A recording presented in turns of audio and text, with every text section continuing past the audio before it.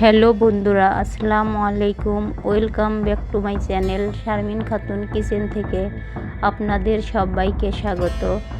আমি আপনাদের মাঝে বরাবরের মতো আর একটা রেসিপি নিয়ে চলে এসেছি। রেসিপিটি হলো পাঙাশ মাছের ভুনা রেসিপি।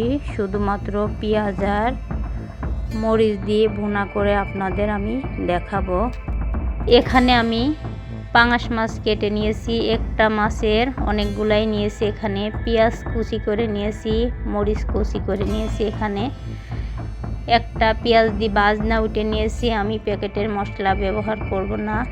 এখানে এলাচ, তেজপাতা, লবঙ্গ, চলা বলি এটা দিয়ে পেঁয়াজ বেরেস্তা করে বাজনা উঠে নিয়েছি। ব্যাক ক্যামেরায় আপনাদের দেখাইনি। এখানে কড়াই বসিয়ে রেখেছিলাম, তেল দিয়ে রেখেছিলাম। তেলটা গরম হয়ে গেছে। মাছগুলো আগের থেকেই মশলা দিয়ে সুন্দর করে মাখিয়ে রাখছিলাম। এখন মাছগুলো ভেজে দেখাবো আপনাদেরকে। দেখুন কয়টা মাছ দিয়ে দিয়েছি। এভাবে করে সম্পূর্ণ মাছ লাল করে ভেজে নেব। এখন কিন্তু সবাই আমরা মাছ ভেজে খাই। দেখুন সম্পূর্ণ মাছ আমি ভেজে নিয়েছি। মাথাগুলো মাশাআল্লাহ সুন্দর করে কিন্তু মাছগুলো ভাজি। এভাবে করে মাছগুলো ভাজা হয়ে গেল। এখানে ওই মাছ ভাজার তেলটাই কড়াইয়ে বসিয়ে দিয়েছি, কারণ এই তেলটা কি করব, এই তেলটা দিয়ে রান্না করব। এর ভিতর আবার একটু তেল দিয়েছিলাম, দেখাইনি আপনাদের। এখানে পেঁয়াজ মরিচ দিয়ে দিয়েছি, মরিচের গুঁড়া দিয়ে দিলাম হলুদের গুঁড়া, এখন দিয়ে দিলাম ধনিয়া গুঁড়া, আর এখানে সামান্য একটু রাঁধুনি মুরগির মশলা দিয়ে দিলাম। এই মশলাটা দিলে একটু সুন্দর হয়, গ্রান আসে, স্বাদও হয়। লবণ দিয়ে দিয়েছি। এখন সুন্দর করে কষিয়ে নেব।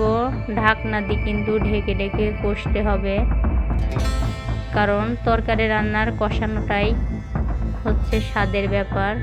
দেখুন একটু কষানো হয়েছে, একটু লেগে যাচ্ছিল, এই জন্য একটু পানি দিয়ে দিলাম।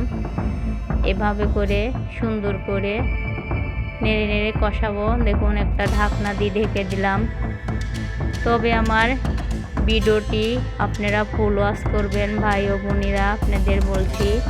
আমিও আপনাদের ভিডিও ফুল ওয়াচ করে দেব, টেনে টেনে দেখবেন না, কারণ অনেক দিন পরে আমি একটা ভিডিও ছাড়ি। যদি টেনে টেনে দেখেন, কারণ কষ্ট হয়।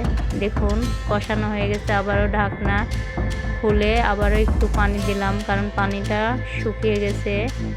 এভাবে অনেকক্ষণ ধরে ঢাকনা দিয়ে ঢেকে ঢেকে পেঁয়াজ মরিচটা কষাবো, কারণ এটা শুধু পেঁয়াজ মরিচ দিয়ে রান্না করব, আর কোনো তরকারি এর ভিতর দেব না।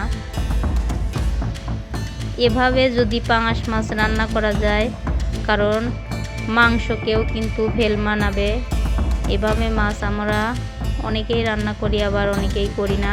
অনেকেরই কিন্তু ঝোলটা পছন্দ। দেখুন কষানো হয়ে গেছে, মাছগুলো সম্পূর্ণ দিয়ে দিয়েছি। একটু এভাবে রেখে দিয়ে 5 মিনিটের মতো জাল করছি। এখন পানি দিয়ে দিলাম, কারণ পানি না দিলে নাড়াচাড়া করা যাবে না, মাছগুলো ভেঙে যাবে। তে বাচ্চারা অনেকেই কিন্তু ঝোল পছন্দ করে, আমার বাচ্চারা ঝোল পছন্দ করে। কিন্তু এভাবে মাছ রান্না করছিলাম, তারা খুব মজা করে খেয়েছিল। এভাবে মাছ রান্নাটা কিন্তু খুবই টেস্টি ও মজার ছিল। আপনারা অবশ্যই একবার হলে এরকম করে মাছ রান্নাটা করবেন। দেখুন যে ভাজনাটা বলছিলাম, এই ভাজনাটা কিন্তু মেন মশলা, কারণ অন্য মশলা বেশি দেই নাই। কিন্তু আমি এখানে সম্পূর্ণ মশলাগুলো পাটায় বেটে রেখেছিলাম, শিল পাটায় মশলাগুলো দিয়ে দিলাম। এই মশলাটা এভাবে করে একবার আপনারা পাঙাশ মাছ কিন্তু রান্না করতে পারেন। অন্য মাছও এভাবে মশলা দিয়ে রান্না করবেন, কারণ এই মশলা দিয়ে রান্না করছে আমার মা কিংবা আমার শাশুড়িকে আমি দেখছিলাম, এই জন্য এই মশলা দিয়ে মাছ রান্নাটা আমি বলি নাই। দেখুন হয়ে গেছে, কিছুক্ষণ বলক উঠে নিয়েছি জাল করে। কালারটা মাশাআল্লাহ সুন্দর ছিল, কিন্তু দেখুন অনেক সুন্দর হয়েছিল কালারটা। এখন আপনাদের একটা প্লেটে উঠিয়ে দেখাচ্ছি। দেখুন প্লেটে উঠে নিলাম। মাথাটা পিসে বলি, আপনারা কি বলেন জানি না, এটা পেটির মাছ বলি। এভাবে করে উঠে নিয়েছি। সবাই কিন্তু সুন্দর করে মাছ রান্নাটা দিয়ে ভাত খেয়েছিলাম, কারণ খুব সুন্দর হয়েছিল। দেখুন কালারটা দেখতে যেমন হয়েছিল, খেতেও লোভনীয় হয়েছিল। আমি ভিডিওটা এই পর্যন্তই রাখলাম। ভালো থাকবেন, সুস্থ থাকবেন। আল্লাহ হাফেজ।